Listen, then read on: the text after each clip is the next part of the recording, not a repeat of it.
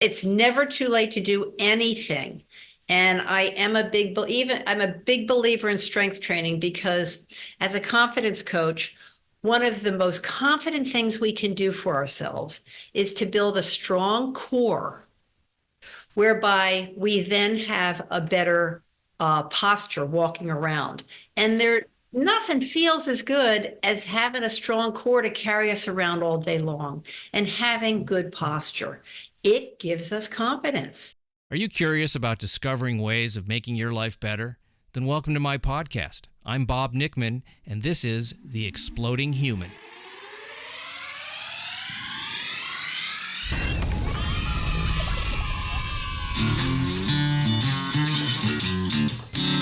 Listen in while I talk with all kinds of people in the fields of personal growth, health and healing, alternative therapies, psychology, spirituality, environment, and the future. I'm looking for those answers that make life better for everyone. You'll meet cutting-edge practitioners, doctors, artists, filmmakers, business people, and those who have overcome challenges. The brave, the curious, anyone who's out there helping us humans to explore, expand, and explode.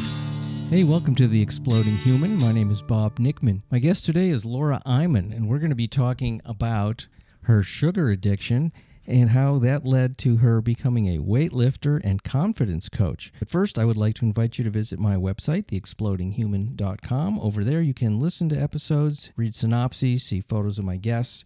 There's a little bio on myself. There's also a YouTube channel where you can listen. That is The Exploding Human with Bob Nickman. As I said, my guest today is Laura Eiman. She was a sugar addict and a junk food junkie for 45 years. Laura says she probably wouldn't be alive today had she not changed her lifestyle. And we're going to find out about what transpired in her life to not only have her give up sugar and start eating healthy, but then become a weightlifter. I believe she started at the age of 60 to do that. It's a great story. She has great energy and a great message. So I'm going to let her tell you the story. It's a good one. Here she is. This is Laura Eiman. Oh, Laura Eiman, I am so glad you're here. I've been looking forward to this. I told you this before we started, but my friend sent me a video of you on TikTok or Instagram. I don't know which. And he said, you got to have this woman on your show. And I watched it. And I'm like, I do. And now she's here, folks. She's here. So great to meet you. Hi, everybody. Thanks for having me, Bob. And your story is so fascinating to me because you didn't really start your health path until a little bit later in life. You were basically a mother, and I guess we used to call them housewives. I don't know if you had a career also or not. I know some people do and some don't. Raising kids is pretty much, a daunting task, as we all know. So what happened? You were eating crap. You were not in good shape. You felt like terrible.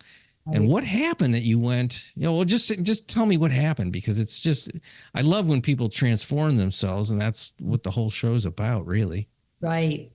And thank you for having me. So I was a sugar addict my whole life. It's a classic addiction story from the time I was very young. I was hooked on sugar. I didn't know it. I had no education around it. And in my later years, Bob, I never got hooked on drugs, alcohol. I could care less about that stuff. It just wasn't in my DNA, but I wanted to eat everything in sight that had to do with sugar. And at the age of 48, I was divorced. I had two young kids. I hated myself. I hated life. I had no direction, no real career. I was struggling financially, kind of the typical story that many people get themselves into in midlife.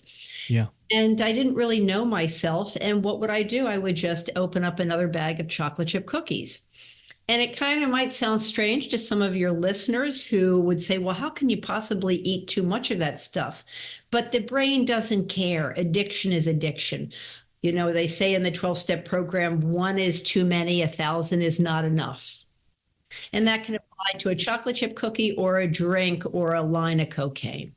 So I was in a pretty dark place. I was in a gutter. The only thing I liked was my kids.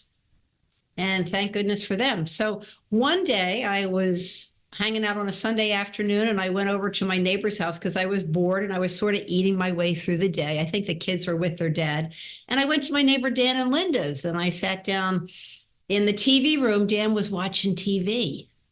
And I said, Dan, what's on TV? And he said, shh, Laura, I'm watching a documentary. Shh.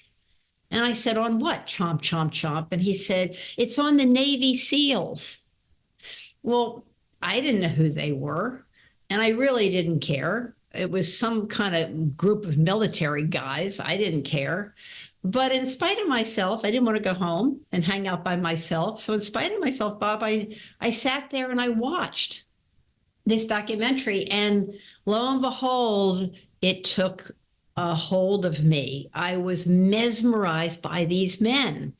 So despite the fact that I was in this deep gutter of despair and self-pity and all the whole woe is me thing, these guys talked to me, and I looked at Dan, I said, these guys are amazing. These guys have integrity. They have accountability. They're fit. They care about each other. They have a plan. They're so mentally tough. And I am such a mental weenie.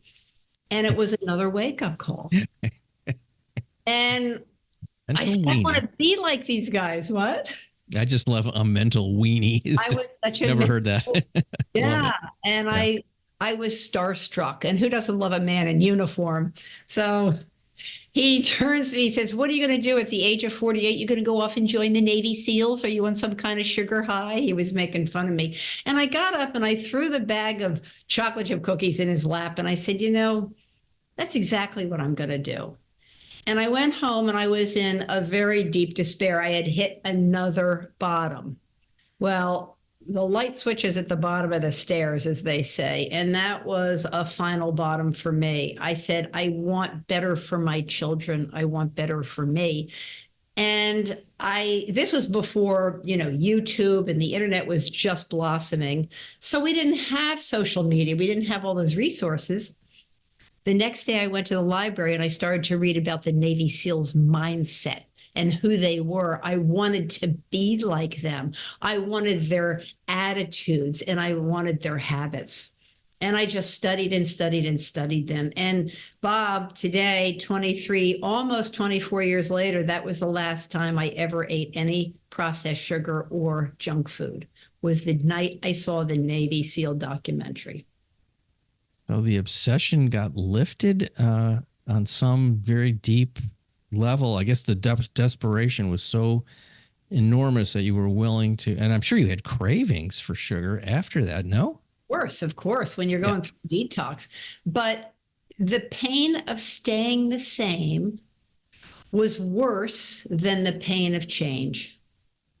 We don't like change. And especially when it comes to addiction, I couldn't conceive of my life without sugar. It was my oxygen.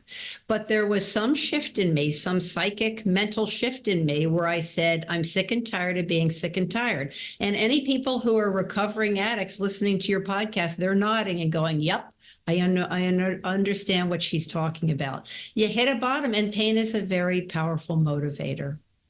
Yeah, the gift of desperation, as we say. Yes. And I'm happy that happened for you. I mean, do you think it's like this is the worst day ever, and it turned out to be the best day ever because you found some solution? Maybe. The thing about that stuff is you're not sure it's going to work or that you're going to be able to do it. I heard this wonderful quote the other day: "Is if you're not scared of your dreams, you're not dreaming big enough." So I just love that because, boy, everything I've ever went for, I've always been scared of it. Can I do it? What's going to happen if it doesn't work? What are other people going to say to me? How am I, what are going to be the obstacles that I don't see yet? So that is scary. But to me, the worst feeling in the world, and I've done it. I did this even as a young man, which I'm not anymore. Although in some ways I'm younger than I was when in my 20s. But this idea of being at the end of my life and wondering whether I could have done something and I didn't try was such a painful idea to me. And I'm sure to you, it's like, what if I don't go for this, and I'm at the end of my life, I'm 90, whatever, and you probably wouldn't have made it that far anyway, the way you were going. But what if when I'm older and I look back and I go, I didn't even try. How do I know it wouldn't have worked? So I don't know why some people are able to do that and some people aren't.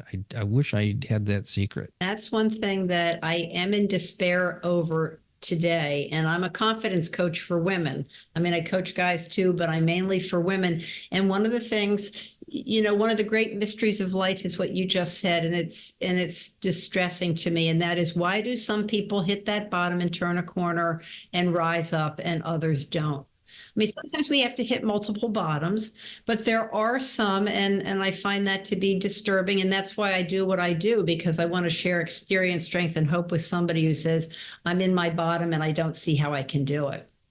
But we don't know the answer to that. We just don't. Yeah, we don't. When I come up with it, I'm going to charge big bucks.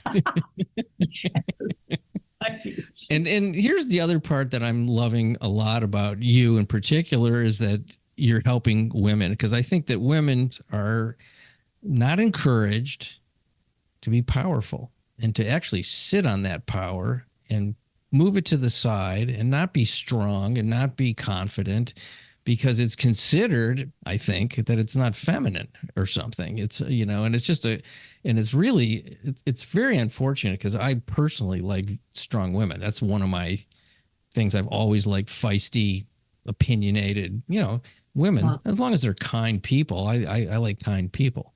But somebody who is willing to go, no, I'm not doing that. That's not what I want to do. That doesn't work for me. Don't you try to stop me. I like those kind of women myself. I'm not threatened by it. Let's put it that way. That's for sure. And it really is a sort of a statement about a lot of men when they are threatened by it. Like, why would that be a threat to you? Mm-hmm. I don't know. I mean, I do know, actually. I do know. I think it's a threat because they don't feel powerful on some level. So, a strong partner or a strong a female might be something they don't want around them. I'm for everybody doing what works for them. Nice. That's my point. Thank you. If I have a point, that's it. On behalf of all women, we thank you, because we need good men like you on our sides, and men need good women on their sides. Life is not a do-it-yourself program. We want to work together. We love men, men love women, but society is a huge, huge, huge deterrent, and cultures really play a part in women growing up. It's in their DNA not to speak up, not to set boundaries, and to just kind of take a background chair and not make waves. And there's a lot of women coming to the forefront now who are speaking up on behalf of all women, saying, we've got to speak up. But it's up to women to speak up. And a lot of them say, well, but I'm going to be considered aggressive or bitchy or unattractive. And I say, do it anyway. So what? Who cares what you stop caring what other people think of you. Speak your heart, be nice about it, and speak up. I do a lot of coaching on setting boundaries and speaking up for yourself. And someone can resist me and give me hate mail because they just can't conceive of it. They think it's so wrong. And it's because that's what they were taught from their parents. And I understand that, and so be it. But I still speak up and say, ladies, you got to step forward. Society's not going to just say, oh, come right on up here to the front and say no. Right. No. Well, I always ask this question when somebody says, well, I don't want to be considered aggressive, bitchy, all these things you're just saying. And my question would be, by who? Who don't you want to be considered that by? If it's everybody, you're already making a mistake, but it's really by people you don't want in your life anyway. Amen. Oh, that's beautiful. I just love that thought. But I always ask, by who? I don't want this. I don't want this person. I don't want somebody to think this. And I'm like, who? Who is this person? There's no such thing as everybody. There's no such thing as that. It's who are the specific people? And I'm like, why would you want approval from somebody you don't even want to be around who thinks you're aggressive? Beautiful. Thank you for that. So there you go, folks. It's my 2 cents. All right. So how did you start? How did you start? I should be interviewing you. Well, we can do that next time. Okay. I'll wear a different shirt so it looks original. So Laura, you saw the Navy SEAL thing. You started studying this. What was the first step you took? I mean, you stopped the sugar. You were fighting the cravings. You probably had some physical reactions. You probably had aches and pains, I would imagine. Sugar hurts. It hurts a lot of, my issues with sugar, my symptoms. I'm going to call them symptoms because it is poison. I had stomach issues. I had bloating. I had teeth grinding. My jaw ached. After eating sugar, I would get the rush and then I would crash, heavy crash, sluggish, mood, little, depression mixed with it. Really sort of trackable within a certain amount of time after consumption. I did it again because, I pretty much had a sugar thing, probably not as bad as you because I was mixing other things with it like alcohol and other things. So, I like the whole sort of idea of, or I liked the whole idea of changing my mood because I didn't like the way I felt in my natural state. But sugar actually exacerbated the bad feelings. Are you off sugar now or partially off sugar? Yeah, I'm off. I don't eat that stuff. I just, once in a while it's in something a little bit, but it doesn't really bother me. But there's no ice cream or pie or cake or any of that stuff. I mean, it's kind of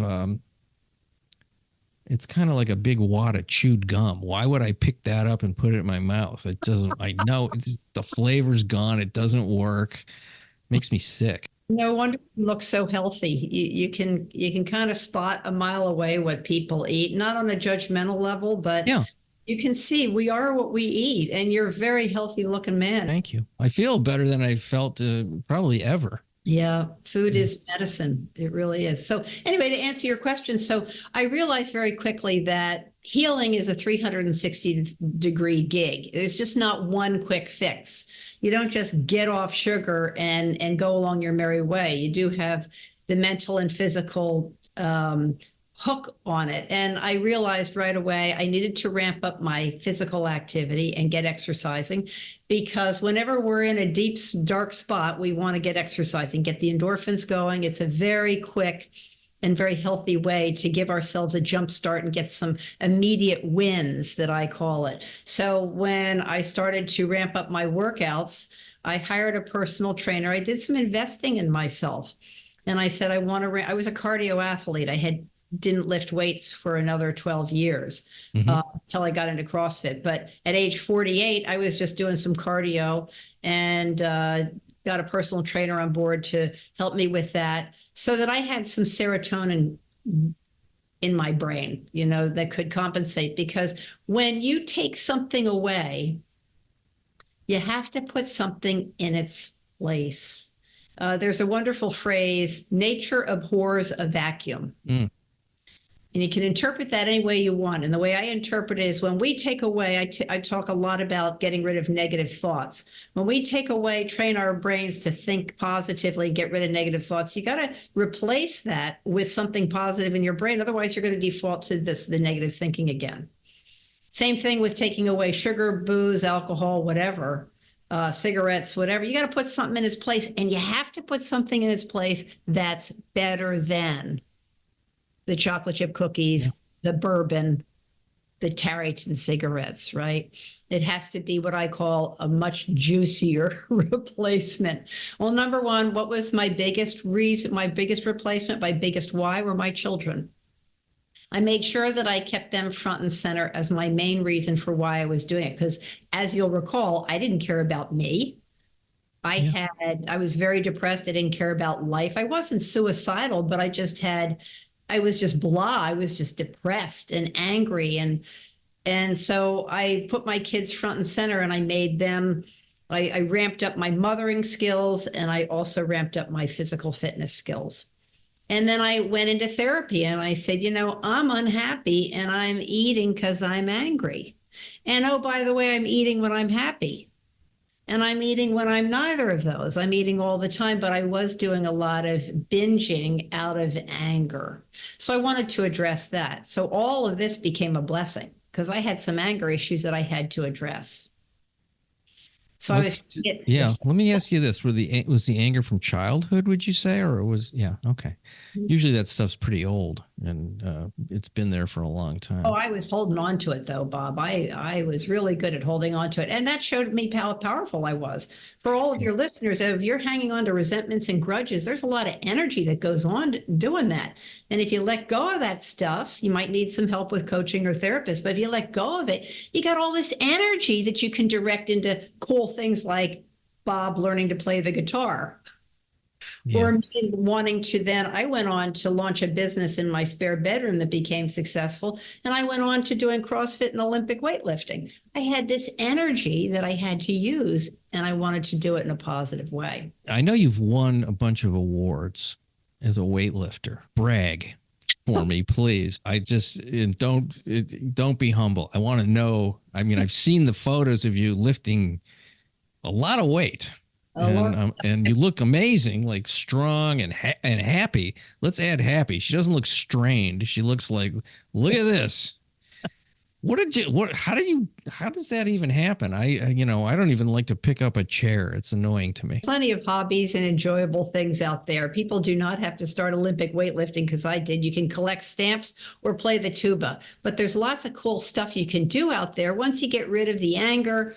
Once you start to know yourself and you start to identify a purpose for yourself, and having successfully started on a road to recovery around my sugar addiction, guess what? I was thinking more clearly. I had the energy, as I said, to do things, and I had more enthusiasm for life. I started to like myself. This was over a period of time. It didn't happen overnight. Sure. But you're really focused on something. I wanted to be a Navy SEAL, and Navy SEALs don't quit. They don't even know the word. They do not even know the word. And one of my favorite Navy SEAL sayings to this day is, Navy SEALs, when they hear the sound of gunfire, they run to it, not away from it. And they taught me to run to my problems, not away from them and to the sugar. Mm-hmm. So it's that kind of attitude and mental mindset that they had that I continue to use to this day. But nonetheless, so I was 48 when I saw that documentary. If we fast forward to the age of 60, my kids got into CrossFit, and I didn't know what it was. And I went into a CrossFit box to watch them one day to do a workout. And I thought, this is a pretty strange gym. It's just pretty barren. They've got these weird looking things on the floor called barbells. I'd never seen one before. And I wasn't really amused. Well, 4 months later, I circled back and I said, they really love this. And I don't do any strength training. Women our age, our generation, Bob, men would do football practice and then go into the weight room and lift for an hour before going home at night. Women, we played our basketball or our ice hockey or basketball or field hockey in high school and college. We didn't lift weights afterwards. We went home. You didn't lift weights. So I had never seen a barbell before. And I looked at it and I said, that thing is so loaded with testosterone. I have no interest in lifting that thing. But I circled back to CrossFit and I said, I think I'd like to my kids are hooked. I'd like to see what it's like. So I joined a CrossFit box and I was pretty miserable. I did not drink the Kool-Aid for the first 4 months because I couldn't do a squat. I mean, I thought a squat was a Southern vegetable. A burpee, I mean, they're doing all these functional fitness moves. A burpee, you and I know burpee is a seed catalog. Sure is. I was intrigued because I had some energy, and I hired the trainer, the coach who would run the classes, to spend time with me afterwards to help me understand the technique around doing a proper squat, the technique around lifting the barbell over my head. First of all, I couldn't lift a barbell. The barbell itself is either you got a training bar that's 15 pounds, the women's bar is 33 pounds, and men's barbell is 40 pounds. That's before you put the plates on. I couldn't lift that over my head. That was very heavy. And a barbell is made of steel. It doesn't bend. So the trainer trained me with a PVC pipe, which weighs 2 ounces. And he taught me how to lift a barbell over my head and do an overhead squat with a PVC pipe, which meant that I had to learn how to get my core strength in correct and develop that before I could pick up a 15-pound, what they call a training bar. So after about 4 months, I got a squat down and I could lift a PVC and a training bar over my head safely. Everything in weightlifting is technique. Everything in life is technique. It's not about the weight. So I started CrossFitting, and 4 months into it, I drank the Kool-Aid and was doing the WODs with all these people that were 20 years old. And I was the oldest there by 20 years, but it's a great community and I loved it. And then one day I moved to Florida, and one day they had an Olympic weightlifting coach at the CrossFit gym that I was at. And I didn't really know, I'd never heard of the sport before. But Olympic weightlifting is that barbell sport you see in the Olympics, these heavy Russian guys lifting barbells over their head with the belts. That's Olympic weightlifting. It's a clean and jerk is one of the moves, and a snatch is the other move. Well, we do those lifting moves in CrossFit. And I was just intrigued. So one Saturday, I started taking some Olympic weightlifting classes to improve my technique. And one of the teenagers threw me her weightlifting shoes and said, "You're going to need a pair of these. Get rid of those CrossFit sneakers. You're going to need weightlifting shoes," which is like wearing a pair of cement blocks. They're very stiff shoes. And I kind of went down that rabbit hole. I was open-minded. And you see, for your listeners, if we can be open-minded and let the universe just kind of bring some interesting opportunities to us, we're free to say no. But we can also say, yeah, maybe I'll try that on for size. Well, just for the heck of it, I tried on Olympic weightlifting lessons. And the teenager gave me her secondhand lifting shoes. So I looked at the barbell and I said, that barbell could really teach me a lot about mental toughness, which I was a student of anyway. And I said, I want to ramp up my mindset. Maybe the barbell you don't argue with a barbell. It does not bend. And so I stopped CrossFitting after 4 years, and I did exclusively Olympic weightlifting. I'm the only one in the entire sport that does not have a tattoo. Congratulations. That's a one of a kind right there. It's a great community of people. I went down the rabbit hole. I started taking private lessons. I was fascinated. It's a very, very grueling sport. It's almost too grueling. But I did it for 2 years when I lived in Florida. I was curious. I said, why not? And I started to compete. And I started to win things, Bob. And it was kind of fun to win. And I was meeting great people my age all over the country. So I then, with a lot of grueling training in 98-degree humid heat, we had no air conditioning in these gyms. I was getting mentally really badass tough. The Navy SEALs would be proud of me. And I would train for 3 hours a day. And I then started to compete, and I had tiny little plates on my barbell, but then you add more and more as you get stronger and stronger. I enjoyed the community, and I ended up being Florida state champion in 2017. And then I was 4th in the nation. And then I qualified for the World Championships twice, once in Barcelona, Spain, and once in New Zealand. And then I got a gold medal at the Pan Am Games in the Dominican Republic. This was all at the age of 64. So I started CrossFitting at 60, and by 64, I had a bunch of medals around my neck. From So do they have are the categories by age or in weight class, or how do they Yes, do fortunately. And that was one of the things that appealed to me. In CrossFit, when you do the CrossFit Open, you're either over 35 or under 35. And I think there's not a lot of room for us at the age of 60 and 70, which is fine, for CrossFit to do the Open that way. But in Olympic weightlifting, yes. So I was competing in my weight category, which was 115 pounds. And I was competing in an age category. I was in the 60 to 64 category. So it really leveled the playing field. Yeah. And in this sport, ounces matter. So, and pounds matter. So I'm in the 115 category. I wouldn't be able to hold a candle if I competed to somebody who was 120 pounds. She would have 5 pounds on me, and she would be able to leverage that, Bob, to be able to lift a lot more weight than me. Oh, okay. You have the weight and age, you have your body weight and age categories, which made it fun. It made it competitive. Yeah, I love that. And so then you're competing with a very similar body type Correct. and Yeah. age. Yeah. So on a personal level, I have just started, and I don't like it yet, even though I feel better, doing some weights, some strength training. What I'm do you not do?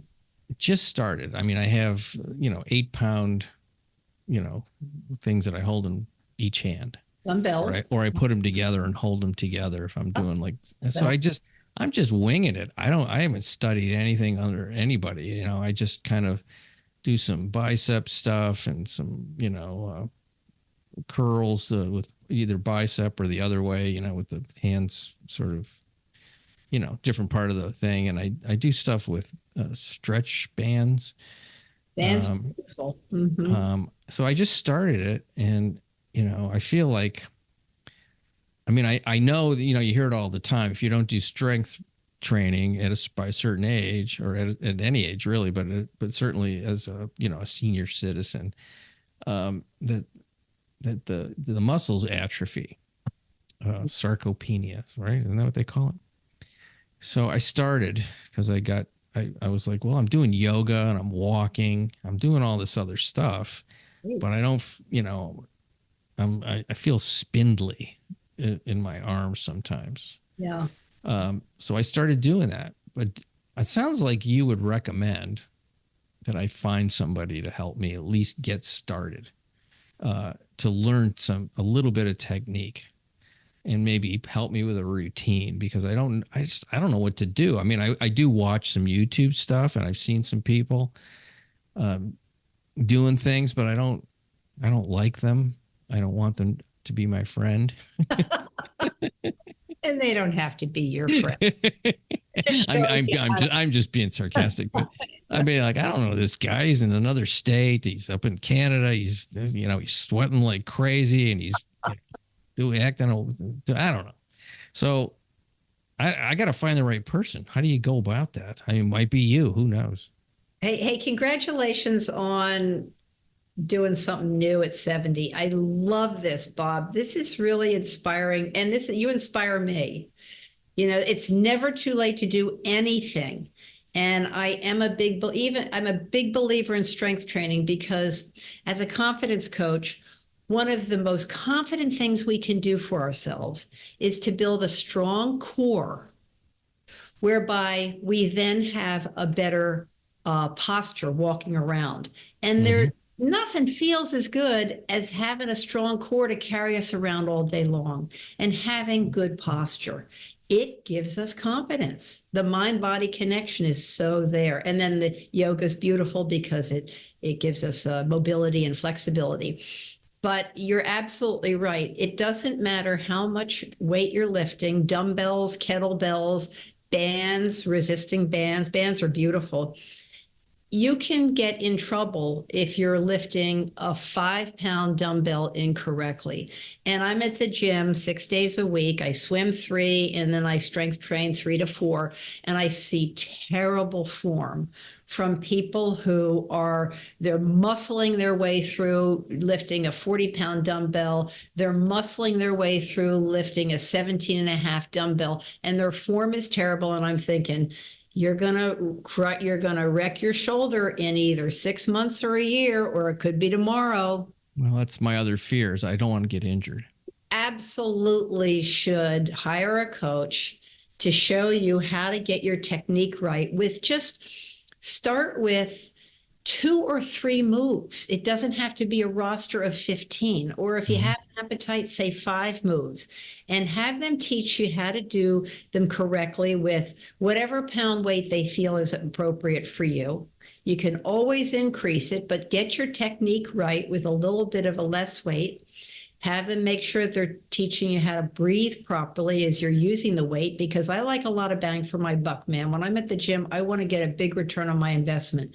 And when you're lifting correctly and you're breathing correctly, you're building muscle faster than if you're just a yahoo throwing the weight around. And if you're on a budget, hire them to help you once every 2 weeks for just a couple of months to make sure your technique is okay. Yeah. Okay. And then you go home and you do it on your own, or you come back to the gym. And if you're at a gym where the trainer is there, you can always grab the guy or gal and say, hey, can you just check my technique on this one dumbbell? Not that it's a lesson. Sometimes they'll do that if you're working out at a Y or a private gym and they have coaches there. You say, hey, can you just check my technique on this, lat move I'm doing or whatever. Yeah, I was watching this one guy, and his theory was pretty good, I think. His whole thing was to do 40 seconds on, whatever you're doing. Let's just say bicep curls. And then you take a 20-second break, and then you do another 40 seconds. He called it something, so he's referring to, I think, a Tabata. I never heard that word, but it sounds good. But anyway, he was pretty fit guy. He was in his 60s. But then depends on. I don't know what the theory is. And then He's talking cardio. He's talking cardio, not weights, unless there's a Tabata for weights now that I haven't heard. But yeah, I guess it's just to keep, so you're not resting too much.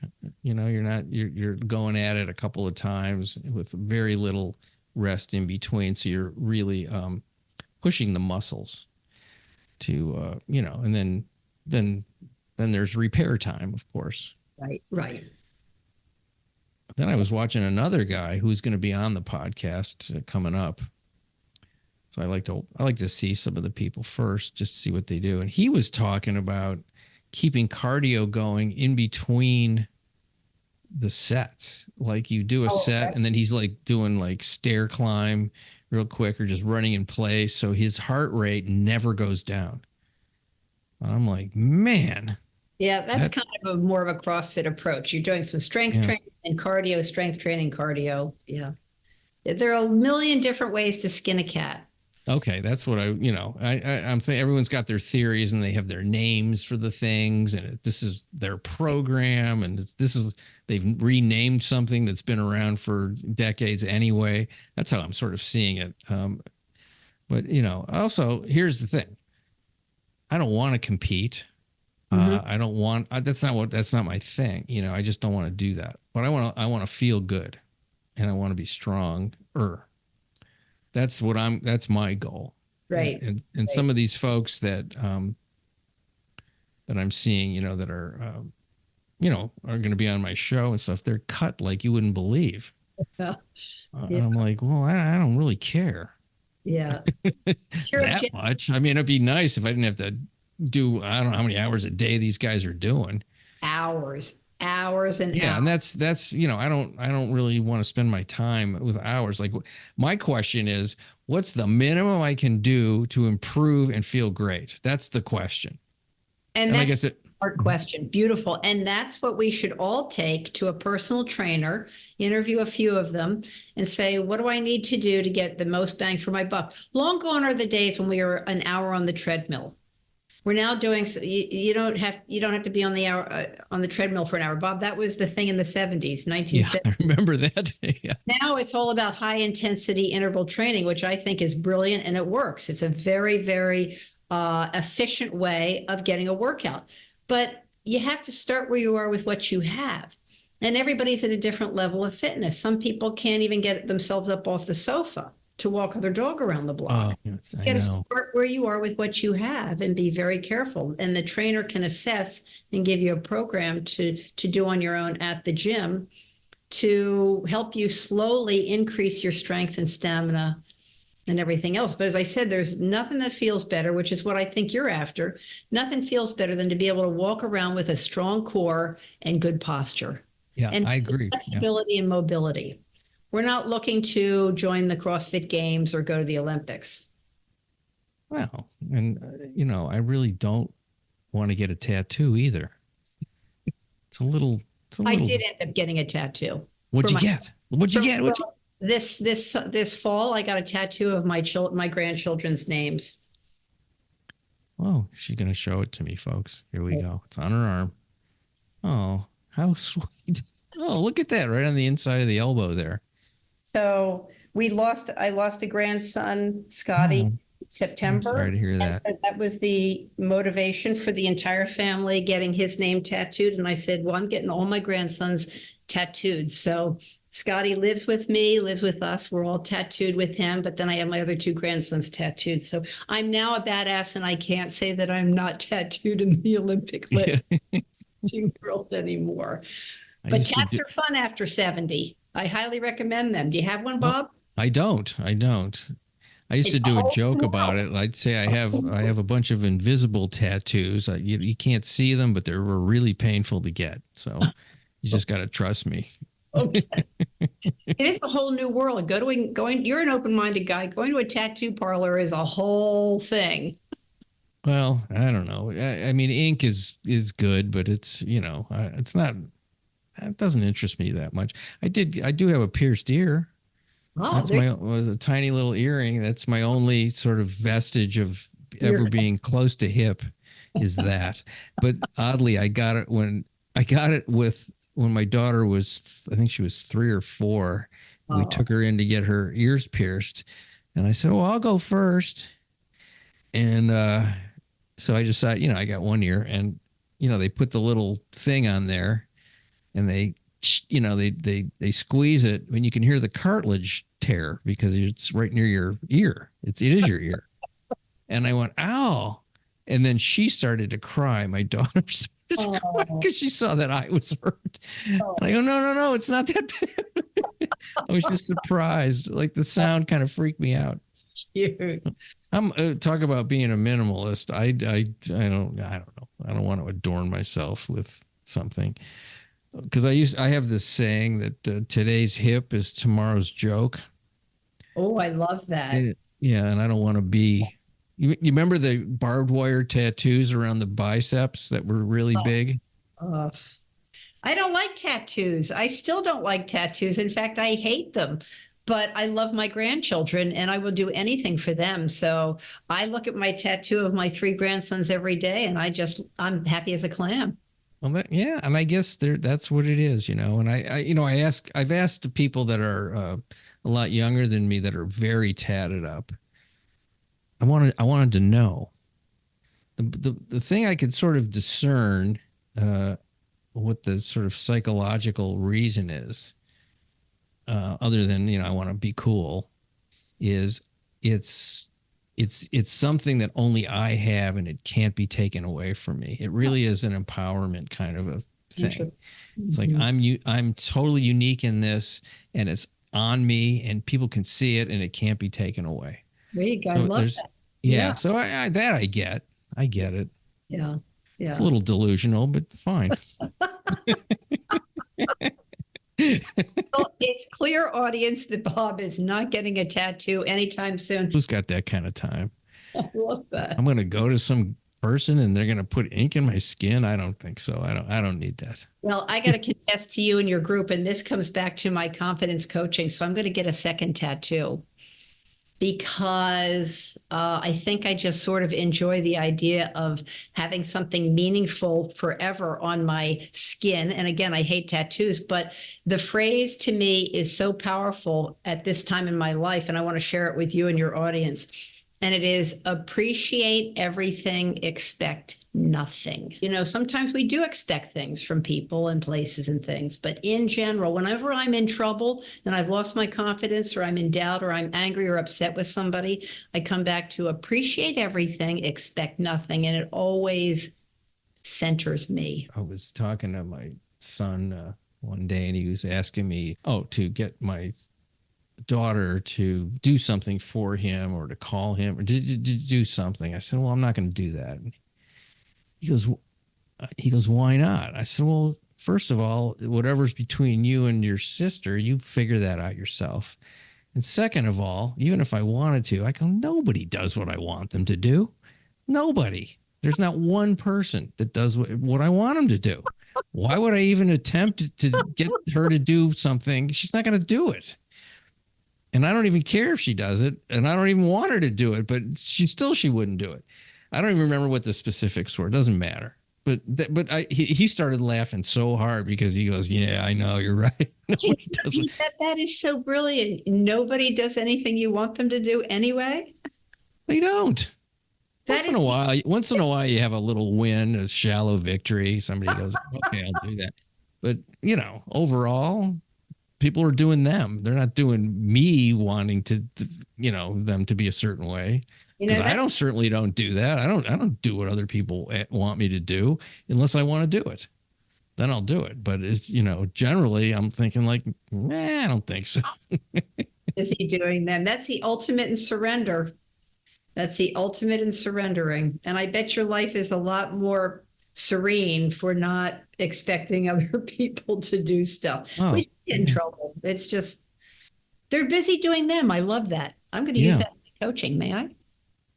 Anything I say is for sale. Yes, of course you can use it. You thought I was going to say, yes, anything I say is yours, but I try. I was expecting that from you, but okay. Thank you. So I have to remember, I appreciate everything about Bob, and I expect nothing from Bob. Very good. And by the way, everything on me today is for sale. The shirt, the buttons, anything, just make an offer. Folks, write in, send me an email. Let's talk about how people can contact you and the services that you offer and all the wonderful things, particularly the ladies that are interested in finding a safe woman to talk to and be involved with. I think Laura Eiman is your person. Thank you. Amen.